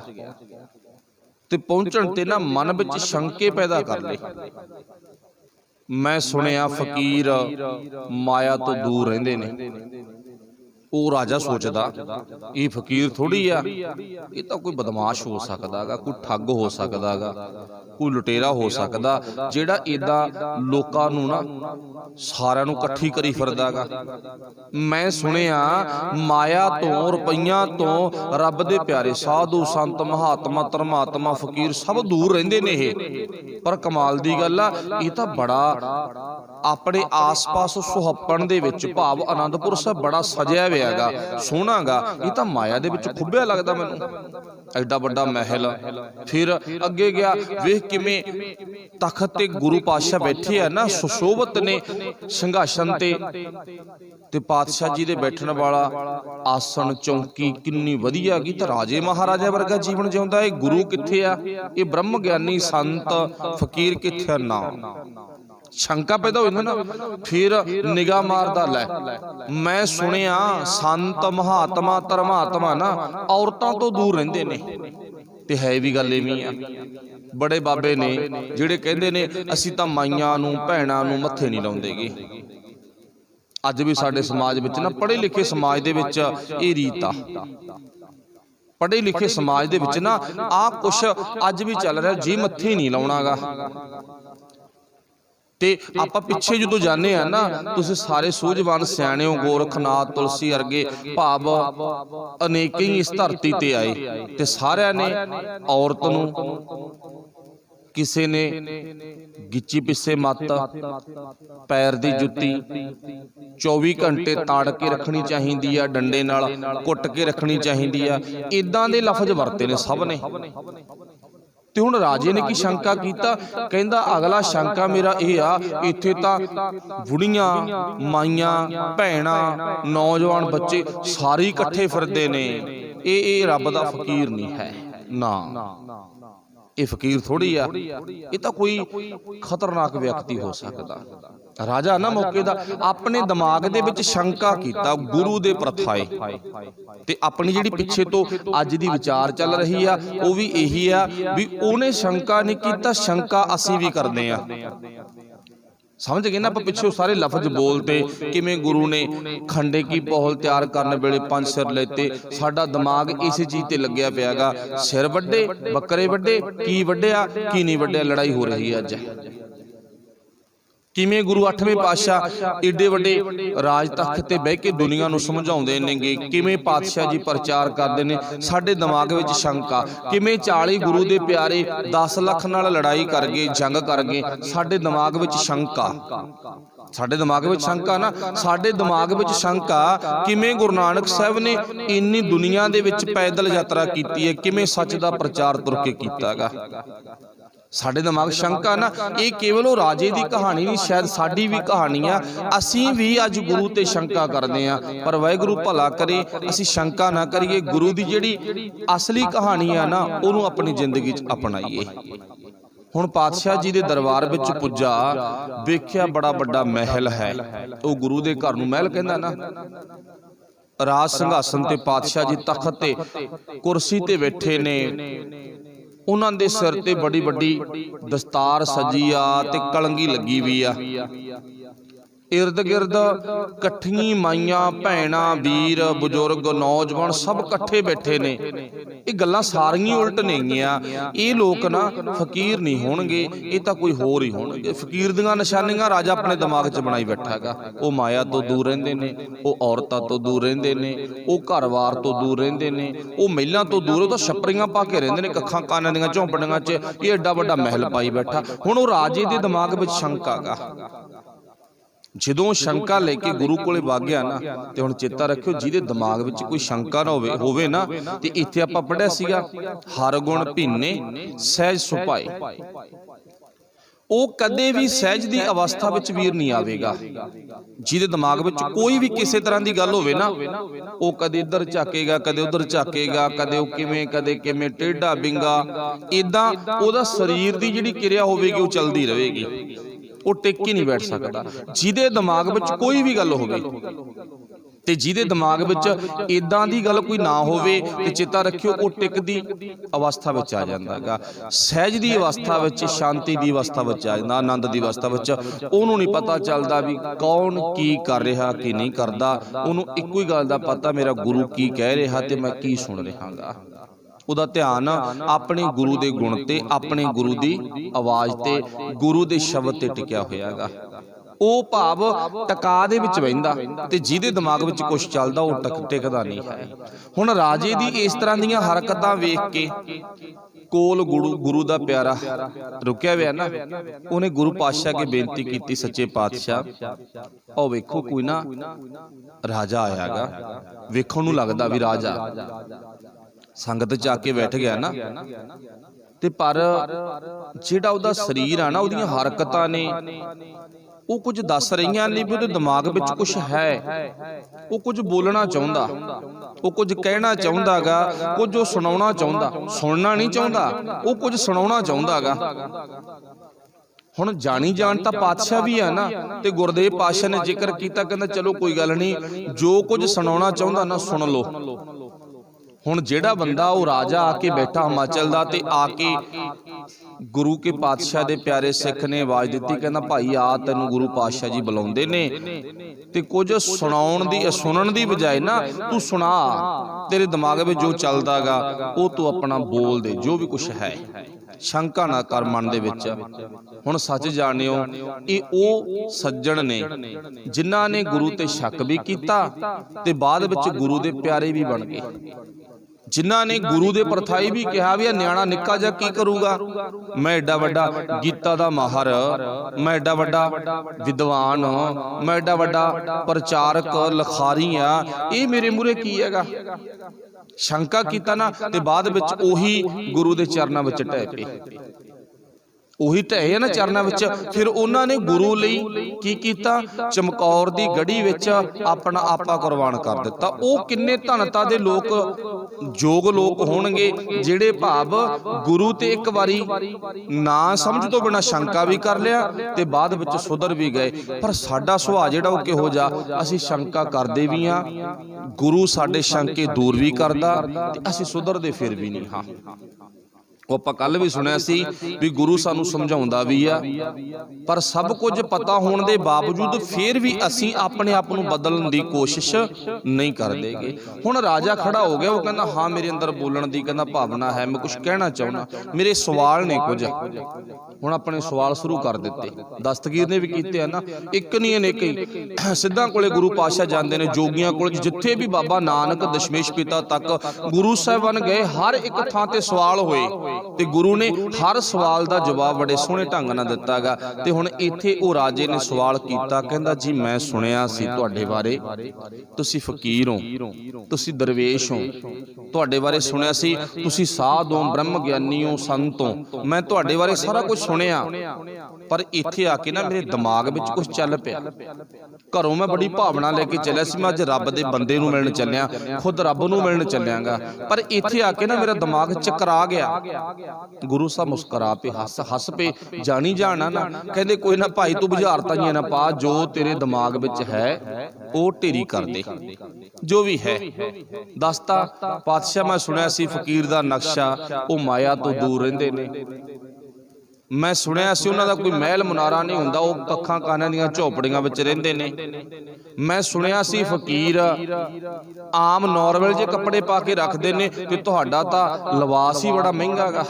ਤੇ ਸੱਚਾਈ ਹੈ ਵੀ ਗੁਰਦੇਵ ਪਾਤਸ਼ਾਹ ਨੇ ਜਿਹੜਾ ਖੁੱਲਾ ਬਾਣਾ ਬਖਸ਼ਿਆ ਨਾ, ਇਹਦੇ ਪਿੱਛੇ ਬਹੁਤ ਵੱਡਾ ਇੱਕ ਗੁਣ ਹੈਗਾ। ਇਹ ਅਮੀਰੀ ਦੀ ਨਿਸ਼ਾਨੀ ਹੈ, ਖੁੱਲਾ ਬਾਣਾ। ਤੇ ਅੱਜ ਖੁੱਚਾਂ ਤੱਕ ਸਾਡੇ ਕੱਪੜੇ ਚਲੇ ਗਏ, ਅੱਧੇ ਨੰਗੇ ਤੁਰੇ ਫਿਰਦੇ ਲੋਕ। ਕੌਣ? ਖਾਸ ਕਰਕੇ ਅਮੀਰਾਂ ਦੇ ਕਾਕੇ ਕਾਕੀਆਂ।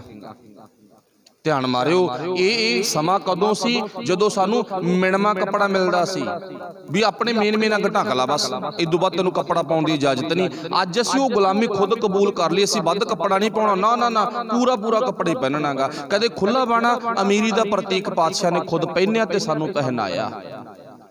ਚਲੋ ਵਾਹਿਗੁਰੂ ਭਲਾ ਕਰੇ। ਇੱਥੇ ਪਾਤਸ਼ਾਹ ਜੀ ਵੱਲ ਤੱਕਿਆ, ਕਹਿੰਦਾ ਵੀ ਮੈਂ ਤੁਹਾਡਾ ਪਹਿਰਾਵਾ ਵੇਖਿਆ ਵੀ ਕੋਈ ਰੱਬ ਦੇ ਬੰਦਿਆਂ ਵਾਲਾ, ਫਕੀਰਾਂ ਵਾਲਾ ਪਹਿਰਾਵਾ ਨਹੀਂ ਹੈ। ਰਾਜਾ ਨਾ ਬੋਲ ਰਿਹਾਗਾ। ਅਗਲੀ ਜਿਹੜੀ ਮੇਨ ਗੱਲ ਆ ਨਾ, ਜਿਹੜੀ ਖਾਸ ਗੱਲ ਆ, ਜਿਹੜੇ ਵੀ ਰੱਬ ਦੇ ਫਕੀਰ ਹੁੰਦੇ ਨੇ, ਰੱਬ ਦੇ ਬੰਦੇ ਹੁੰਦੇ ਨੇਗੇ, ਸਾਧੂ ਸੰਤ ਹੁੰਦੇ ਨੇ ਨਾ, ਉਹ ਅਗਲੀ ਜਿਹੜੀ ਖਾਸ ਗੱਲ ਆ ਨਾ, ਉਹ ਆਪਣੇ ਘਰ ਛੱਡ ਜਾਂਦੇ ਨੇ, ਆਪਣੀਆਂ ਮਾਵਾਂ ਤੋਂ, ਭੈਣਾਂ ਤੋਂ, ਪਤਨੀਆਂ ਤੋਂ ਦੂਰ ਚਲੇ ਜਾਂਦੇ ਨੇ, ਆਪਣੇ ਬੱਚਿਆਂ ਨੂੰ ਛੱਡ ਜਾਂਦੇ। ਤੁਸੀਂ ਆਪਣੇ ਪਰਿਵਾਰ ਨੂੰ ਛੱਡਣ ਦੀ ਬਜਾਏ ਤੇ ਤੁਸੀਂ ਤਾਂ ਕਿੰਨਾ ਆਪਣੇ ਇਰਦ ਗਿਰਦ ਸੰਗਤ ਦੇ ਰੂਪ ਚ ਲੋਕਾਂ ਨੂੰ ਇਕੱਠੇ ਕਰੀ ਬੈਠੇ ਹੋ, ਵਿੱਚੀ ਭੈਣਾ ਵਿੱਚੀ ਵੀਰ। ਇਹ ਤਾਂ ਬਿਲਕੁਲ ਹੀ ਅਣਹੋਣੀ ਗੱਲ ਆ ਗਈ। ਪਾਤਸ਼ਾਹ ਜੀ ਮੁਸਕਰਾ ਪਏ ਵੀ ਇਹਦਾ ਇਲਾਜ ਨਾ ਅੱਜ ਨਹੀਂ ਹੋਣਾ। ਡਾਕਟਰ ਨੂੰ ਪਤਾ ਹੁੰਦਾ ਨਾ ਵੀ ਜਿਹੜੀ ਬਿਮਾਰੀ ਇਹਨੇ ਦੱਸੀ ਆ ਨਾ, ਇਹ ਬਿਮਾਰੀ ਦਾ ਇਲਾਜ 2 ਦਿਨਾਂ 'ਚ, 4 ਦਿਨਾਂ 'ਚ ਕਿ 15 ਦਿਨਾਂ 'ਚ ਹੋਣਾ ਕਿ ਮਹੀਨੇ 'ਚ ਹੋਣਾ, ਡਾਕਟਰ ਨੂੰ ਪਤਾ ਖੁਦ ਨੂੰ। ਹੁਣ ਗੁਰਦੇਵ ਪਾਤਸ਼ਾਹ ਨੇ ਦਵਾਈ ਦੇਤੀ ਤੇ ਉਹ ਦਵਾਈ ਕਿਹੜੀ ਦਿੱਤੀ ਆ? ਕਹਿੰਦਾ ਜਾ ਵਗ ਜਾ। ਗੁਰੂ ਪਾਤਸ਼ਾਹ ਨੇ ਜਿਹੜੇ ਲਹਿਜੇ 'ਚ ਉਹ ਗੱਲ ਕਰਦਾ ਉਸੇ ਲਹਿਜੇ 'ਚ ਹੀ ਗੱਲ ਕੀਤੀ ਹੈ, ਜਾ ਵਗ ਜਾ, ਤੂੰ 30 ਦਿਨਾਂ ਨੂੰ ਮਰ ਜਾਏਗਾ।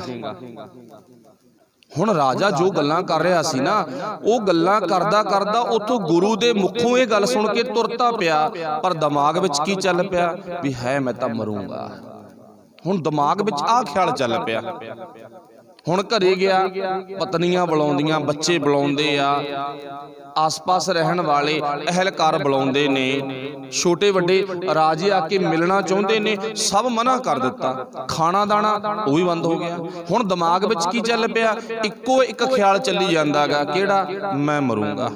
30 ਦਿਨ ਕਿਹਾ ਨਾ, ਅੱਜ ਇੱਕ ਦਿਨ ਲੰਘ ਗਿਆ, ਦੂਜਾ ਦਿਨ ਲੰਘ ਗਿਆ, ਤੀਜਾ ਦਿਨ ਲੰਘ ਗਿਆ। ਹੁਣ ਕੋਲੇ ਬੱਚੇ ਆਉਂਦੇ ਆ, ਕੋਲੇ ਭੈਣਾਂ, ਵੀਰ, ਬਜ਼ੁਰਗ, ਜਿੰਨੇ ਵੀ ਇਰਦ ਗਿਰਦ ਰਹਿਣ ਵਾਲੇ ਸਾਰੇ ਆਉਂਦੇ ਨੇ। ਮਖੌਲ ਕਰਨ ਵਾਲੇ ਵੀ ਆਉਂਦੇ ਨੇ, ਮਖੌਲ ਵੀ ਨਹੀਂ ਚੰਗਾ ਲੱਗਦਾ, ਹਾਸੀ ਠੱਠਾ। ਅੱਗੇ ਰੋਜ਼ ਨਾਟਕ ਕਰਾਉਂਦਾ ਨਾ, ਅੱਜ ਉਹ ਨਾਟਕੀ ਆਏ ਨੇਗੇ ਵੀ ਕਰੀਏ ਨਾਟਕ। ਕਹਿੰਦਾ ਨਾ ਹੁਣ ਨਹੀਂ ਮੈਨੂੰ ਕੁਝ ਵੀ ਚੰਗਾ ਲੱਗਦਾ, ਕੁਝ ਸੁਣਾ ਦਿੰਨੇ ਆ। ਕਹਿੰਦਾ ਨਹੀਂ ਕੁਝ ਨਹੀਂ ਸੁਣਨਾ ਮੈਂ। कुछ खुआ दिंने, कुछ नहीं खाना, कुछ पहन लो, ना ना ना, बस इक्को ही दिमाग विच ख्याल चलदा भी जिथे मैं गया सी ना उत्थे मेरे कन्नां दे विच आवाज़ पई आ, तू मर जाएगा 30 दिनां नूं। हुण जदों मतलब कि इदां दी रील चल पई अंदर, इदां दी अंदर बात चल पई ना, ते बस दिनों दिन मतलब कि समा भी बीतदा गया 30 दिनां दा, ते ओह राजा खुद भी बीतदा गया, खुद भी बीतदा गया। पत्नियां भी कोले खाना दाना लेके आउंदियां, नहीं कुछ नहीं चंगा लगदा, परां भग जाओ, बस इदां दी कहानी बन गई ना। मन लो 29 दिनां दे विच ओह वीर बीत गया, 30वां दिन आ गया, अज भुलेखा पै रहा मैं मरूंगा भी, अज लास्ट दिन आगा। चलो 30वां दिन भी लंघ गया, 31वां दिन आ गया, तो कुछ इदां दा हौसला जा बनया भी मैं मरिया नहीं। कहता चल उस रब दे बंदे कोले चल गए जिहड़े ने सानू ये भुलेखा पाया सी ना भी तू 30 दिनां बाद मर जाएगा, ते अज दा 31वां दिन चल पिया, मैं मरिया नहीं। मैं उहनूं सुनेहा लाया, मैं तू जो मैनूं कहा सी ना तेरे बोलां मुताबक कुछ नहीं होयागा, मैं जिउंदा फिरदा हाँ। जदों कोले गया ते अज जाके गलबात कीती है ना, अज ਉਹਦੀ ਗੱਲਬਾਤ ਕਰਨ ਦਾ ਲਹਿਜਾ ਹੋਰ ਤਰ੍ਹਾਂ ਦਾ ਗਾ। ਗੁਰੂ ਪਾਤਸ਼ਾਹ ਮੁਸਕਰਾ ਕੇ ਪੁੱਛਦੇ ਨੇ ਕੀ ਗੱਲ ਬਾਹਲੇ ਬੀਤਿਆ ਪਿਆਂਗਾ। कहंदा बीता ना तो होर की करा, तू जिहड़ा मैनूं फिक्र पाया सी ना वो फिक्र दे विच मैं बीत गया। कोई खाना दाना खादा नहीं कि है ही नहीं तेरे कोले। पातशाह मुस्करा के पुछदे आ ना मश्करी दे विच, कहंदा जी खाना दाना बहुत आ पर खादा नहीं।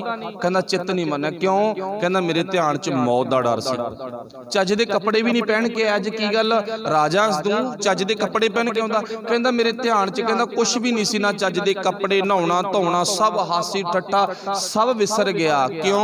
बस मौत दा डर सी। गुरु पातशाह नूं जदों ये गल कही ना, पातशाह ने जिहड़ी अगली गल जिहड़ी पहले दिन गल कहनी सी वो दवाई नाल दी नाल हो देती। पातशाह जी कहंदे ना जिन्ने इत्थे रहिंदे ने समेत साडे, पातशाह जी कहंदे ना सब दे अंदर बस गुरु नानक पातशाह दा उपदेश है, मौत नूं चेते रखो। ये सबक पढ़ाया जांदा इत्थे आउण वालिआं नूं, ताइयों वो भावें चंगा खाण, चंगा पहनण, चंगा रहण, जो मर्जी करन, मामा भैणां विच विचरण, पर उन्हां दे दिमाग विच कदे गलत असर नहीं जांदा। क्यों? क्योंकि उन्हां दे मौत चेते हैगी। ते हुण ये गल लाजमी आ, जिन्हां दे मौत चेते आ उन्हां दे रब चेते हुंदा गा, ते जिन्हां दे मौत चेते ना उन्हां दे रब चेते कदे नहीं हुंदा गा। इस करके गुरदेव पातशाह दरबार विच पहुंच के राजा शंका करन वाला अज शंके तो निवृत्त हो गया। पातशाह जी ने दूजी गल ये भी क्लीयर कर दी भी किसी दे कहे ते ना कोई मरे ते ना कोई जम्मे, ते भाव असीं तैनूं डराया सी, केवल समझाया सी, तैनूं एक दवाई दित्ती सी। पातशाह दे चरण फड़ ले ते आउण वाले वक्त विच गुरु दा सोहना सिख बनिया। कहण तो भाव भी अज असीं भी अपने गुरु ते शंके करदे आ। शंका करन दी बजाए ना गुरु दा उपदेश लईए, गुरु दे उपदेश राहीं जिंदगी जिउण दा यतन करिए। फिर पातशाह ने कहा सी ओही टिक के बैठ सकदा जिहदे विच कोई ख्याल दूजा ना चलदा होवे, ते जिहदे अंदर कोई ख्याल चलदा ना वो चेता रखियो कदे भी टिक के नहीं बैठो। ओहदियां अखां इधर झाकणीਆਂ, हथ पल्ला मारूगा, टिकदा नहीं है, ਉਹਦੇ दिमाग विच टप्पू टप्पू भज्जू ਦਾ ख्याल ਬਣਿਆ ਰਹਿੰਦਾ ਗਾ। ਵਾਹਿਗੁਰੂ ਭਲਾ ਕਰੇ। ਪਾਤਸ਼ਾਹ ਜੀ ਦੀ ਪਾਵਨ ਬਾਣੀ ਦੀ ਵਿਚਾਰ ਸੀ ਸੁਣ ਹਰ ਗੁਣ ਭੀਨੇ ਸਹਿਜ ਸੁਭਾਏ, मतलब ਅਸੀਂ ਹਰੀ ਦੇ ਗੁਣ ਸੁਣਨੇ ਨੇ। ਉਹ ਗੁਰੂ ਪਾਤਸ਼ਾਹ ਕੋਈ ਵੀ ਗੁਣ ਦੇਣ ਉਹ ਆਪਾਂ ਸੁਣਨਾ। ਤੇ ਗੁਰੂ ਸਾਹਿਬ ਨੇ ਗੁਣ ਕੀ ਦਿੱਤੇ ਨੇ? ਭਾਈ ਤੂੰ ਕੁਦਰਤ ਵਿੱਚ ਵਾਹਿਗੁਰੂ ਪਰਮਾਤਮਾ ਨੂੰ ਵੇਖ, ਬਲਹਾਰੀ ਕੁਦਰਤ ਵਸਿਆ। ਤੇ ਉਹਦੇ ਵਿੱਚੋਂ ਕਿਵੇਂ ਵੇਖਣਾ ਉਹ ਆਪਾਂ ਪਹਿਲਾਂ ਗੱਲ ਕੀਤੀ ਹੈ। ਫਲਾਂ ਦੇ ਵਿੱਚੋਂ ਰਸ ਵੇਖ, ਫੁੱਲਾਂ ਦੇ ਵਿੱਚੋਂ ਸੁਗੰਧੀ ਵੇਖ, ਤੇ ਪੱਤਿਆਂ ਦੇ ਵਿੱਚੋਂ ਉਹ ਪਾਤਸ਼ਾਹ ਜੀ ਦੇ ਪਾਏ ਹੋਏ ਡਿਜ਼ਾਈਨ ਵੇਖ। ਹਰ ਇੱਕ ਪੌਦੇ ਦੇ ਪੱਤੇ ਅਲੱਗ-ਅਲੱਗ ਡਿਜ਼ਾਈਨ ਦੇ ਨੇ, ਉਹਨਾਂ ਦੀ ਅਲੱਗ-ਅਲੱਗ ਕਟਿੰਗ ਆ ਗਈ। ਵੇਖ ਗੌਰ ਕਰਕੇ ਵੇਖ, ਇਹਨਾਂ ਦੇ ਪਿੱਛੇ ਪਰਮਾਤਮਾ ਅਕਾਲ ਪੁਰਖ ਵਾਹਿਗੁਰੂ ਆ ਨਾ। ਬਸ ਇਦਾਂ ਤੂੰ ਪਰਮਾਤਮਾ ਦੇ ਕੁਦਰਤ ਵਿੱਚੋਂ ਗੁਣ ਸੁਣ, ਗੁਣ ਗਾ, ਫਿਰ ਤੂੰ ਰੱਬ ਦਾ ਪਿਆਰਾ ਸਹਿਜਧਾਰੀ ਬਣ ਸਕਦਾ ਹੈ। ਮਾਫ ਕਰਨਾ, ਅੱਜ ਕੱਲ ਤਾਂ ਸਹਿਜਧਾਰੀ ਦੀ ਅਵਸਥਾ ਜਿਹੜੀ ਹੋਰ ਹੀ ਬਣਾਈ ਪਈ ਆ। ਜਿਹੜਾ ਅਗਲੀ ਦੀ ਸ਼ਰਾਬ ਪੀਵੇ ਨਾ ਤੇ ਕੇਸ ਦਾੜੀ ਕੱਟੇ, ਹੁਣ ਵਾਹਿਗੁਰੂ ਭਲਾ ਕਰੇ ਬੁਰਾ ਨਾ ਮਨਾਇਓ। केस दाड़ी कट्टे होना ते साडे लोग पता कहंदा ये जी सहजधारी सेवादार आ। की अंत आ सहजधारी दा ना? ਇਹ ਕੌਣ ਆ ਜੀ? ਇਹ ਸਹਿਜਧਾਰੀ ਆ ਜੀ। ਇਹ ਕਿਉਂ ਕਹਿਤਾ ਸੀ? ਕਹਿੰਦੇ ਅੰਮ੍ਰਿਤਾ ਛਕਿਆ ਨਾ, ਜਿੱਦੇ ਅੰਮ੍ਰਿਤ ਛਕ ਲਿਆ ਕਹਿੰਦੇ ਉਹਦੇ ਅੰਮ੍ਰਿਤਧਾਰੀ ਬਣ ਜਾਊਗਾ। ਤੇ ਹੁਣ ਇਹ ਸਹਿਜਧਾਰੀ ਆ। ਤੇ ਗੁਰੂ ਨੇ ਸਹਿਜਧਾਰੀ ਕਿਹਨੂੰ ਕਿਹਾਗਾ? ਗੁਰੂ ਕਹਿੰਦਾ ਜਿਹੜਾ ਕੁਦਰਤ ਨੂੰ ਸੁਣਦਾ, ਕੁਦਰਤ ਨੂੰ ਪੜ੍ਹਦਾ ਤੇ ਕੁਦਰਤ ਨਾਲ ਮਿਲਦਾ ਹੈ, ਕੁਦਰਤ ਵਿੱਚੋਂ ਰੱਬ ਦੇ ਗੁਣ ਵੇਖਦਾ ਨਾ, ਉਹ ਸਹਿਜਧਾਰੀ ਆ। ਉਹ ਸਹਿਜ ਦੇ ਵਿੱਚ ਰਹਿਣ ਵਾਲਾ ਮਨੁੱਖ ਹੈਗਾ। ਤੇ ਜਿਹਦੀ ਜ਼ਿੰਦਗੀ ਦੇ ਵਿੱਚ ਇਦਾਂ ਦੇ ਵਿਚਾਰ ਨਹੀਂ ਬਣੇ, ਉਹ ਕਦੇ ਸਹਿਜਧਾਰੀ ਨਹੀਂ ਬਣ ਸਕਦਾਗਾ। ਠੀਕ ਹੈ ਨਾ। ਇਸ ਕਰਕੇ ਪਾਤਸ਼ਾਹ ਜੀ ਕਹਿੰਦੇ ਸਹਿਜ ਸੁਭਾਏ ਗੁਰਮਤਿ ਸਹਿਜੇ ਨਾਮ ਧਿਆਏ। ਸਹਿਜ ਦੀ ਅਵਸਥਾ ਵਿੱਚ ਉਹ ਪਰਮਾਤਮਾ ਦਾ ਨਾਮ ਆ ਜਿਹੜਾ ਜਪਿਆ ਜਾਂਦਾ, ਧਿਆਇਆ ਜਾਂਦਾ ਹੈ। ਜਿਨ ਕੋ ਧੁਰ ਲਿਖਿਆ ਤਿਨ ਗੁਰ ਮਿਲਿਆ। ਜਿਨ੍ਹਾਂ ਦੇ ਜੀਵਨ ਵਿੱਚ ਉਹ ਵਾਹਿਗੁਰੂ ਆਪਣੀ ਕਲਮ ਦੇ ਨਾਲ ਲਿਖ ਦਿੰਦਾ, ਉਹਨਾਂ ਨੂੰ ਗੁਰੂ ਦਾ ਸ਼ਬਦ, ਗੁਰੂ ਦਾ ਉਪਦੇਸ਼ ਮਿਲ ਪੈਂਦਾ ਹੈ। ਤਿਨ ਗੁਰ ਮਿਲਿਆ ਤਿਨ ਜਨਮ ਮਰਨ ਭਉ ਭਾਗਾ। ਉਹਨਾਂ ਦੀ ਜ਼ਿੰਦਗੀ ਵਿੱਚ ਕਿਸੇ ਵੀ ਤਰ੍ਹਾਂ ਦਾ ਜੰਮਣ ਦਾ, ਮਰਨ ਦਾ ਕੋਈ ਡਰ ਨਹੀਂ ਰਹਿੰਦਾਗਾ। ਉਹ ਜਨਮ ਮਰਨ ਤੋਂ ਰਹਿਤ ਹੋ ਜਾਂਦਾ ਹੈ।